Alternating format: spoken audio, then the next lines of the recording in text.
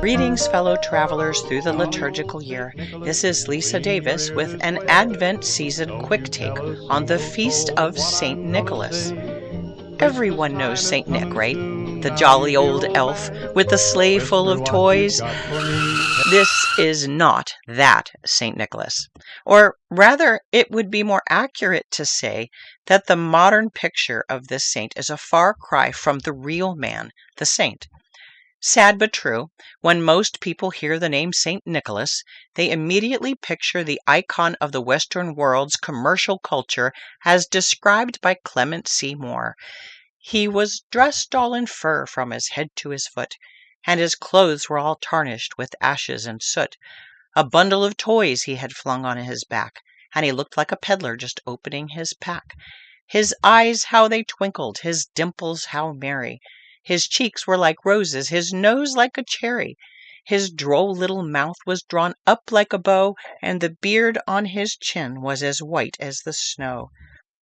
One of the most widely recognized poems in the English language, A Visit from St. Nicholas, was first published anonymously in the New York Sentinel in December of 1823.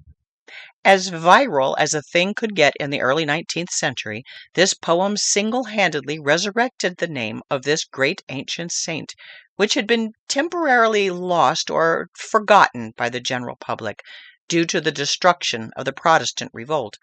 But heaven is timeless. The record of sanctity that is the heart of the faith lives on in spite of the times, and the memory of the original St. Nicholas has lived on untouched in the liturgical year of the true Church. The Novus Ordo demoted St. Nicholas in 1969, along with 92 other saints, removing his feast day from their calendar, but his renown is not so easily crushed. Even before the Clement Moore poem boosted his name recognition in America, the fame of this ancient saint had deep worldwide roots.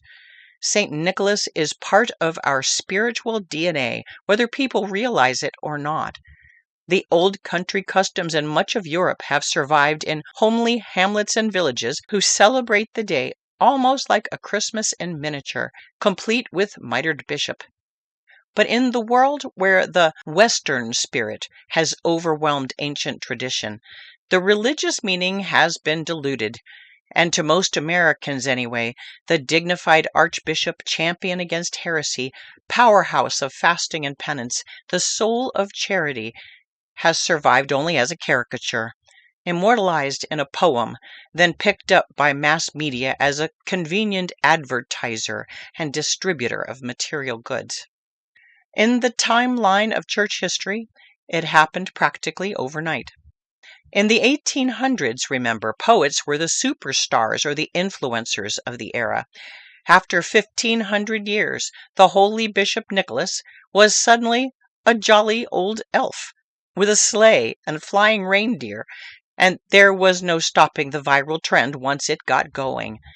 In the 1860s, Thomas Nast added to the identity theft with his series of Christmas illustrations in Harper's Weekly, one of the most widely circulated magazines of the day in America. And the rest is history. In 150 years, the vision of St. Nicholas as a jolly old elf has become synonymous with the season, used to market in catalog wish books and all sorts and sundry of other advertising, perhaps most famously in recent decades by Coca-Cola. An entirely fictional character, St. Nicholas has morphed into the popular, beloved figure recognized the world over as Santa Claus. Which begs the question, how did the name change come about? How did we get from Clement C. Moore's clearly named St. Nicholas to the ubiquitous title Santa Claus? Well, if you know your Latin languages, you know that Santa is a mouthmush of sancta, which of course means holy, and that sounds hopeful, right? At least there's some link back to St. Nicholas. But what does Claus come from? It's generally accepted that the title in toto is a derivative of the Dutch nickname for St. Nicholas, which is Sinterklaas. coming from its homeland in the mouths of the natives of the Netherlands, Belgium, Luxembourg, Western Germany, Northern France, and Hungary. So you can hear it. Sinterklaas, in its anglicized version, became Santa Claus. If we squint our eyes and use our imaginations, we can still see the common ancestor. But how much of the original, the person and the concept, has actually survived? What do you know about the original St. Nicholas? And here's the first question. Having already brought up the Thomas Nast illustrations, let's tackle the obvious. What did St. Nicholas really look like?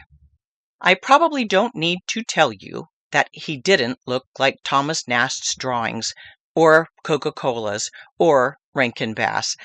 St. Nicholas was a 4th century ecclesiastic, a native of Patara, a coastal town in present-day Turkey, who ultimately became the Bishop of Myra, a neighboring city in Turkey. If you traveled back in a time machine and happened to bump into Bishop Nicholas, you'd more likely mistake him for an actor in Julius Caesar than the jolly old elf we've come to expect. You see, in St. Nicholas's time, Myra was a Greek province of the Roman Empire, and though its customs and traditions leaned toward an Eastern influence, the general raiment of its citizens would have consisted chiefly of tunics and togas, not trousers. And southern Turkey being in the warmer temperate zone, our bishop would not likely have been dressed all in fur from his head to his foot, even in the middle of winter. According to the Catholic Encyclopedia, at the time that St. Nicholas presided over the See of Myra, the typical garb of a bishop would not have included a bishop's mitre, as mitres didn't begin to be worn until after the 10th century. It's likely, in fact, that his clerical vestments may not have differed at all from his street clothes, as this differentiation didn't start to occur until after the time of Constantine, well into the 4th century. And it wasn't regularized throughout the church until a couple centuries after the death of St. Nicholas. So, what about the color red? It's possible that a bishop would have worn the typical dyed fabrics of the day, which ranged across the spectrum. We may be inclined to imagine that folks from before the first millennia resembled tea-dyed wood cuttings, but textile arts were beautifully advanced in those days, and clothes, even of humble people, were dyed almost all the colors of the rainbow, using tints found in nature.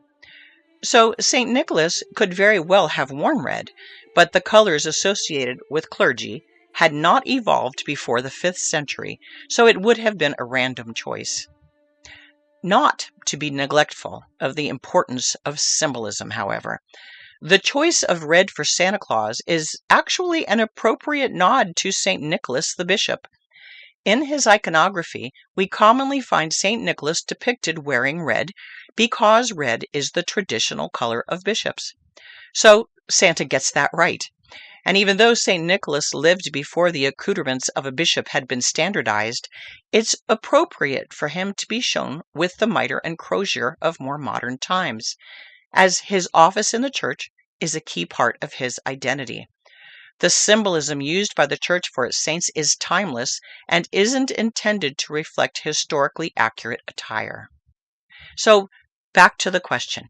We can guess what he might have worn, but what did St. Nicholas look like? This is one of the most amazing things about St. Nicholas, Bishop of Myra. We do actually know with fairly historic accuracy what he looked like. By the will of God, St. Nicholas is one of the few ancient saints whose entire skeletal relics can be accounted for. Buried for centuries in a crypt of the Basilica di San Nicola in Bari, Italy, the remains of St. Nicholas were unearthed, so to speak, during a chapel restoration in the 1950s. In respectful consideration of the preciousness of the relic, but wishing to have an accurate record of them, the Archdiocese of Bari permitted a group of carefully chosen scientists to photograph and measure the bones of St. Nicholas. In doing so, among other things, they discovered that he was a man not tall of stature, and that he had sustained injuries during his life that had subsequently healed. But most fascinating of all, since the skull was intact, scientists, with the use of modern forensic technology, have been able to reconstruct what St. Nicholas may have looked like in real life. Based on the earliest icons of our saint, shown here, either the forensic scientists' results or the drawings of the iconographers are amazingly accurate, or both. What do you think? So St. Nicholas, Bishop of Myra, was only 5 feet 6 inches tall, only slightly taller than I am. He had a strong, square jaw and a, quote, severely broken nose that had healed asymmetrically, end quote. This last documented fact about our saint, I'm sure, brings up some questions. Folks familiar with St. Nicholas's life, or those who have been exposed to Catholic memes, have probably heard of the legend of the famous punch. If you haven't heard, stay tuned for a minute or two. The obvious question is whether his broken nose might be connected to a violent altercation of some kind, like sometime around the Council of Nicea. Here is the quick take on Bishop Nicholas's real life story. Hint: flying reindeer and elves are not the only mythology that has grown up around our saint over the centuries. The real St. Nicholas was a holy and well-loved member of the clergy of the early church, known for his courage and defense of the faith during the persecutions of Diocletian. He was imprisoned for his faith during the reign of Diocletian and released when Constantine took over the Roman Empire. But after the persecutions ended, the work didn't end for the early church leaders. St. Nicholas, in his see at Myra, was particularly employed in the work of defeating the scourge of paganism among the Greek people. Toward this end, he is known to have brought about the destruction of many pagan temples in his diocese, most notably that of the Temple of Artemis in Lycia. But very few details of his life have come down to us without question through these mists of time. Much of St. Nicholas' life is based on legend and hagiography that calls itself undependable. We do know for a fact that St. Nicholas attended the Council of Nicea in the year 325, and for his staunch defense of the doctrine of the Blessed Trinity, he earned the title of Defender of Orthodoxy, a title still particularly remembered in the Eastern Church. This is where the famous punch comes in. During the Nicene Council, which had been called to settle the problem of the Arian heresy, legend has it that St. Nicholas became so frustrated with the foolishness of the arguments against the Blessed Trinity that during the debates he flew across the room and punched Arius, his chief opponent, in the face. Some accounts call it a slap, others a punch, but there are no records from this time that verify this transaction. In no document, letter, diary, or passing account of the time is it recorded. It's not mentioned in Butler's, or in the liturgical year, or in the breviary, or in the old dusty Catholic encyclopedia, or in any of the many biographical sequences written for his masses throughout the millennia. Without any doubt, St. Nicholas was a threat to the devil. He was a champion against heresy in his own diocese, and as an official representative present during the Council of Nicea. But the memes are mistaken. His boxing gloves were all most definitely not literal. Despite the evidence of his crooked nose, I have little doubt that St. Nicholas was a man perfectly able to keep his temper and highly unlikely to punch someone during a council of all places. But that he was the victim of violence is almost sure. Most scholars attribute the broken nose and other signs of injuries detected among his bones to the ill treatment he received during his imprisonment under Diocletian.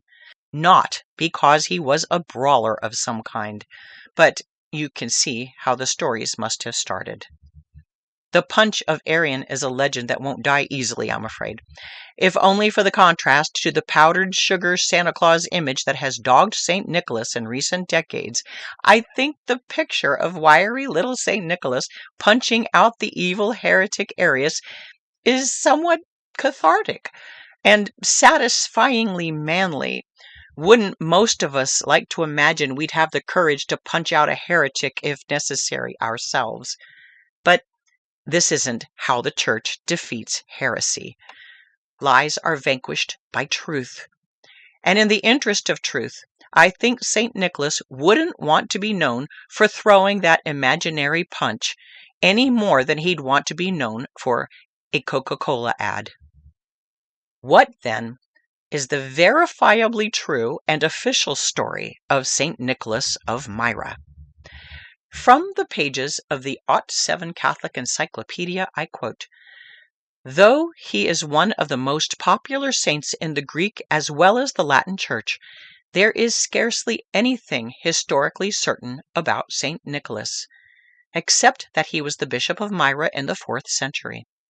Some of the main points of his legend are as follows.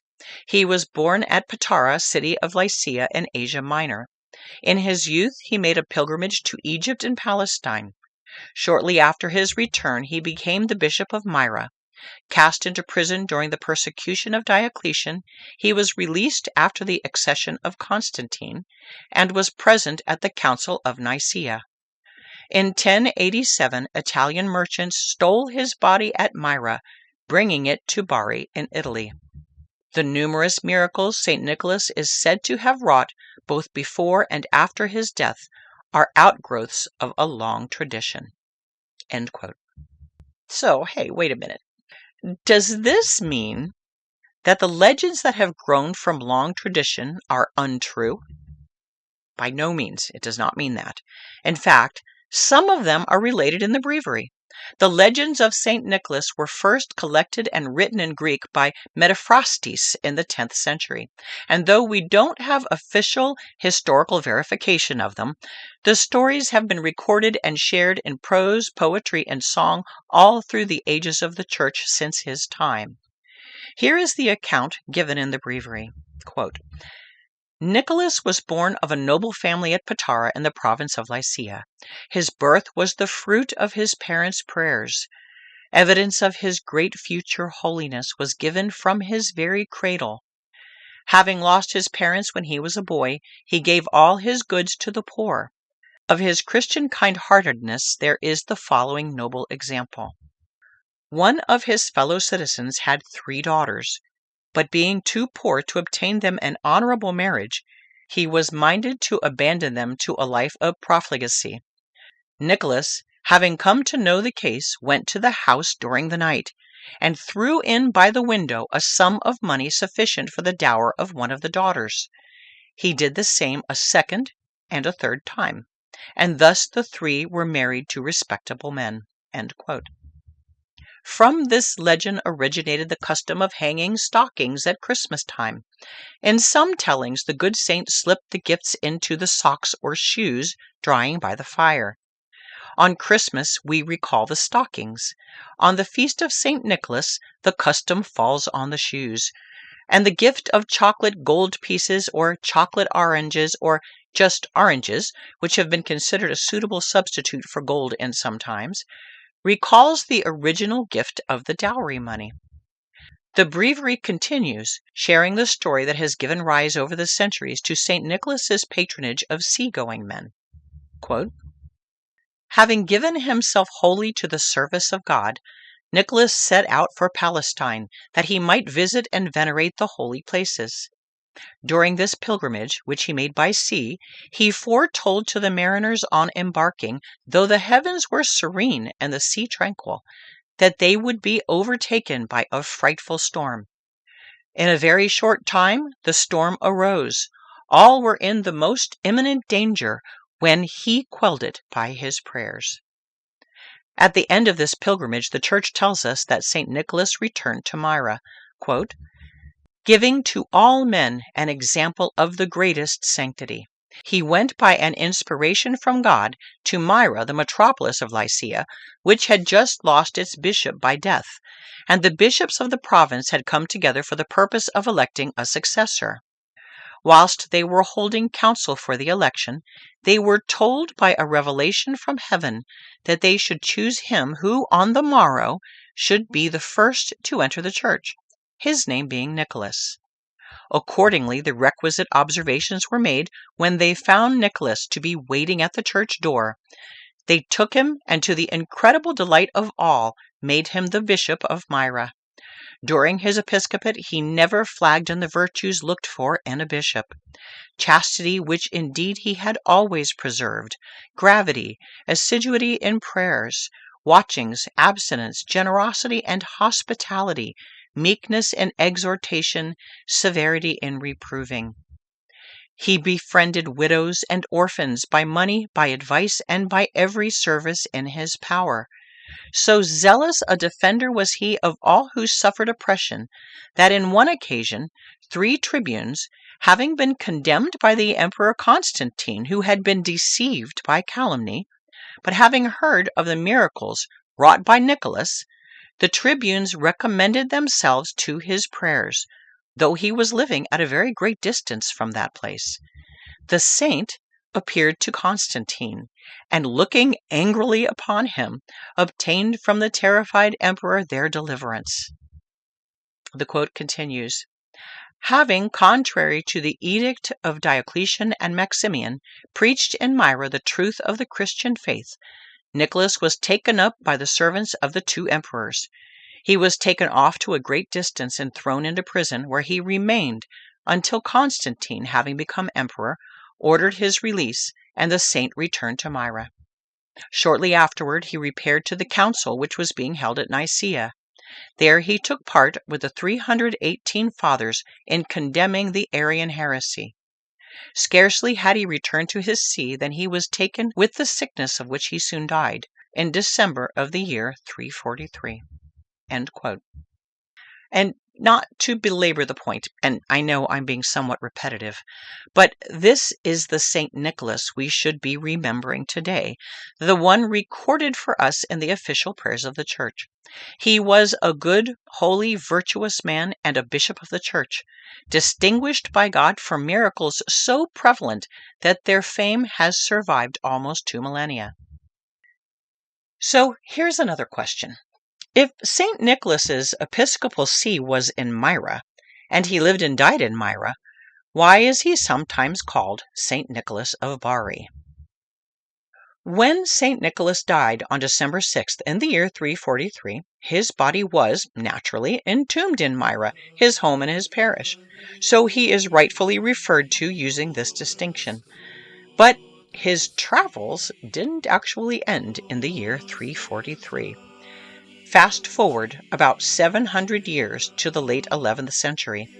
The world has entered the era of the Crusades, and the Muslims have invaded and taken over the town of Myra, including the ancient church of St. Nicholas, which had been built over the tomb of our saint less than 200 years after his death. We're entering here the era of the Crusades. The Catholic world is mourning the insult of its holy places falling into the hands of the invading Muslims, but some courageous men were not wasting their time mourning. They were springing into action. Now remember, St. Nicholas is the patron saint of sailors, and no sailor worth his salt was going to take an insult to St. Nicholas lying down. Long story short, it didn't take long before a ship from Bari, Italy, landed near the Lycian coast, somehow made its way past the sentinels of the Mohammedans, found its way into the ancient church, and removed the relics right from under the noses of the Muslims and the Catholic monks still guarding them. Miraculously, the sailors made it all the way back to Bari, where the relics remain to this day. In apparent divine approval of this translation, many miracles are reported to have occurred at the installation of the relics at their new home. Within a century, a beautiful basilica, the Basilica di San Nicola, was completed in Bari to house the relics in honor, and the site became known as a great pilgrimage center in the Middle Ages. But that's not the only end of this story. For centuries, Venice contested Bari's claim to the relics of St. Nicholas. To this day, you can visit the relics of St. Nicholas not only in the Basilica di San Nicola in Bari, but in the Church of San Nicola di Lido, which is on the 7-mile-long barrier island of Venice. So you might ask, who really has the relics of St. Nicholas? It's true that, as I just related, the chief parts of the relics of St. Nicholas were removed shortly after the Muslim takeover of Myra in 1071, when they were hurriedly packed up, probably in the dark, and in the midst of some confusion and desperation, and hustled back with more good intention than decorum to Bari. And the story continues. Some years later, toward the end of the First Crusade, another ship of well-intentioned Christian sailors arrived in Myra to also save the day. Remember that in the first millennium, news didn't travel fast, and the fact that other sailors had already saved the day would not have been general knowledge. And St. Nicholas, as we said, being the patron of sailors, all good Catholic seamen had a vested interest in saving his bones from the Muslims. So, turn the record over and play it again. Within a few years of the first rescue, another motley crew of Italian sailors imposed upon the monks of Myra, who had been unable to maintain a strong presence at the ancient church of St. Nicholas, due of course to the territory being occupied by the infidels.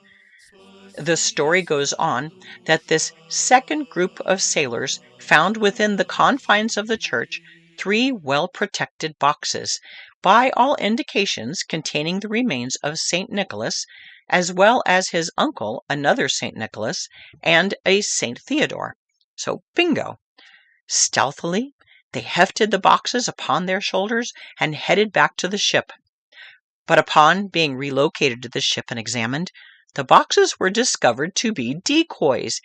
It isn't recorded how they knew it, but the sailors somehow knew that they'd been had, and returned to the Church of St. Nicholas, determined to try again. You can imagine the scene. The whole expedition would have been carried on under the noses of the Muslims, so it was likely in the dark of night that they once again snuck through the streets of Myra and slipped into the shadowy cavern of the ancient church.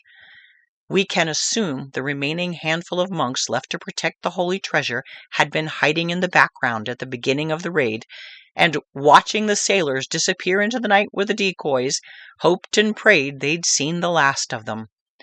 How dismaying it must have been when these pesky Italians returned, and though the good monk's prayers would certainly have been for God's will to be done, how depressing, after all their trouble, to see which way the wind of the divine will was blowing when, as the sailors searched, a sudden heavenly aroma began wafting around the church, an atmosphere usually characteristic only of dust, must, and moldering age.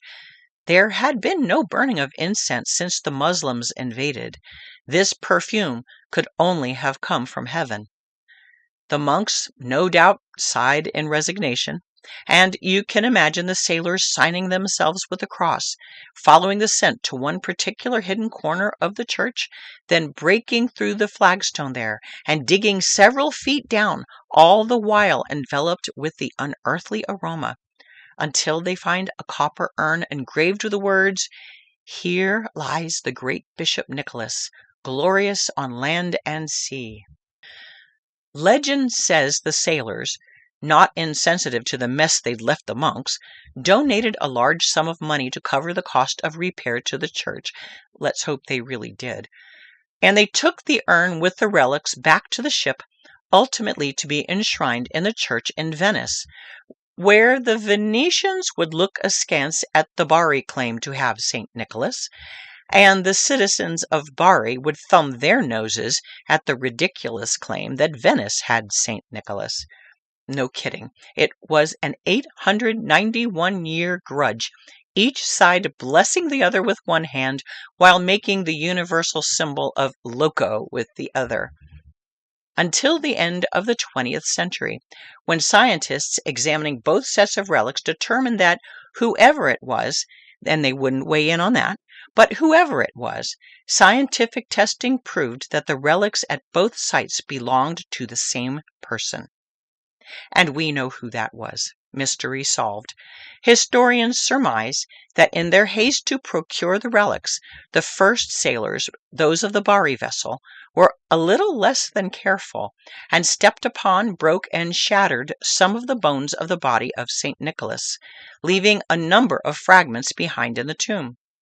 The monks, in the aftermath of being attacked from all sides, had been consoled to have at least some pieces of their holy relic, and took extra steps to prevent losing them again, which appears to not have been the will of God. One can only speculate that perhaps, had the Bari and Venetian sailors never dropped anchor on the coast near Myra, the relics might have fallen into the hands of the Muslims. And so it was perhaps for this reason that God allowed for all the relics, including the final remnants, to be removed and fought about for a millennium. God bless our Italians.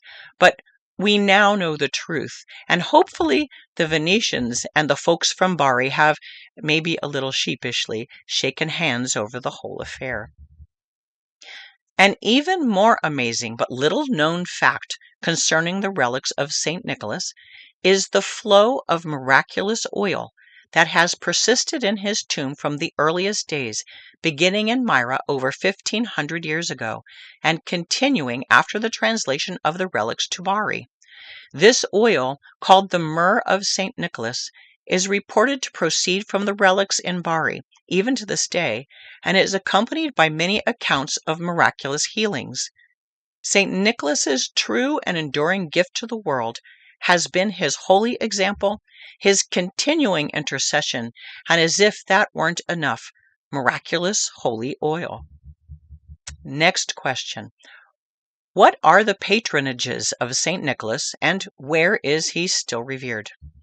St. Nicholas is the patron saint of sailors, bankers, pawnbrokers, scholars, orphans, laborers, travelers, merchants, judges, paupers, marriageable maidens, captives, victims of judicial errors, perfumers, and of course, children. No small number of his legendary miracles and works of charity were for the benefit of children.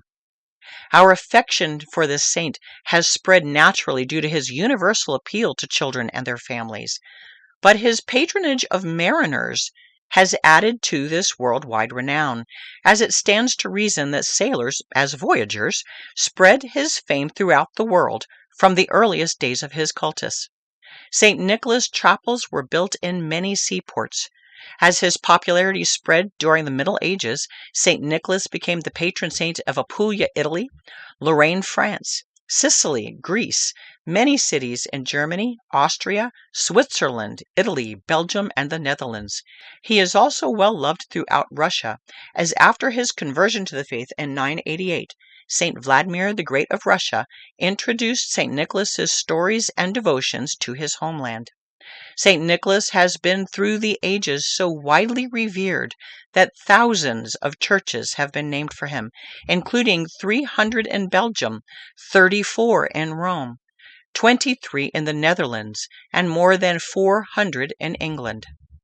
His popularity crosses borders of time, space, and denomination. Not only do we celebrate his feast day on the Roman Catholic calendar, but he's represented in Eastern Orthodox, Oriental Orthodox, Anglican, and Lutheran calendars. There are still many worldwide traditions associated with St. Nicholas the Saint. In Catholic countries throughout the world, from Argentina to Ukraine, St. Nicholas maintains his religious significance in traditional festivals and other observances revolving around the feast day, with processions and masses taking at least some part in the celebrations. In many homes in America even, especially among traditional Catholics and by circumstances especially beloved in homeschooling families, I have to mention that because it's just true, the old European custom lives on for the feast day. Chocolate coins, new socks or mittens, and a holy card may appear compliments of St. Nicholas in the shoes of the children, who may imagine that the good bishop has happened by, resembling maybe his secular counterpart. He could certainly have white whiskers and almost definitely a twinkle in his eye, but he also comes complete with a mitre and a crozier, and that might be as much as many of us imagine, at least in America. But if you were to ask an Austrian child about St. Nicholas, you might be surprised at the details he'd add. In Belgium, Germany, and Poland in particular, St. Nicholas makes his legendary rounds on a beautiful white horse, though in France, Luxembourg, Belgium, and Switzerland, he's more likely to be riding a donkey, with side baskets filled with gifts. In some traditions, St. Nicholas is accompanied by angels, but particularly in Austria, the Bavarian Alps, and in some places in Eastern Europe, St. Nicholas's companion is not so benign. St. Nicholas is, of course, a symbol of goodness and an encouragement to virtue out of love for goodness, but the servant, known as Krampus, that accompanies him in some lore, represents evil. Or perhaps more properly explained, Krampus represents the motivation to do good to avoid the punishment of doing evil. In other words, you'd better behave yourself. Krampus will get you if you don't watch out. And believe me when I say you don't want this fellow to get you. Krampus and his counterparts, which hail by different names in different regions, are almost universally terrifying. When the Vatican II Church demoted this feast day in the 1960s, calling into question the existence of St. Nicholas, Catholics around the world knew better. The faithful in Bari, in Venice, in Myra, and devotees around the world were shocked at the announcement and appealed loudly about the removal of, among others, St. Christopher, St. George, St. Barbara, and St. Philomena, but especially about St. Nicholas. To appease the kickback, the Novus Ordo remained firm about the other 90 or so demoted saints, but felt forced to change their language about St. Nicholas in particular, because the people were just not having it. The official verbiage in the conciliar church today is that St. Nicholas was not officially removed from the calendar, but that Novus Ordo Catholics can choose to observe his feast day or not. His halo was not necessarily removed, but you can call it a hat if you want to. It's shameful, isn't it? And a little absurd. They'd have you believe that the, air quote, wisdom of the 20th century is greater than the wisdom of the church over the last 2,000 years, where all our traditional saints existed in honor, not by default, but by divine will. It's no accident that the devotion to these saints has thrived over the centuries, and far from dying out, persisted in spite of the Novus Ordo's efforts, in spite of the corruption of the secular world. St. Augustine tells us, "Truth is like a lion. You don't have to defend it. Let it loose. It will defend itself." St. Christopher, St. Barbara, St. Philomena, and St. Nicholas continue to speak for themselves. Far from being the two-dimensional cartoon spokesman for consumerism that our not-so-wise world has made of him, St. Nicholas remains as ever himself in spite of our foolishness. Santa Claus is Santa Claus. I guess you can take him or leave him. You can guess how I feel about him, and I won't preach on the subject. But this I do insist upon.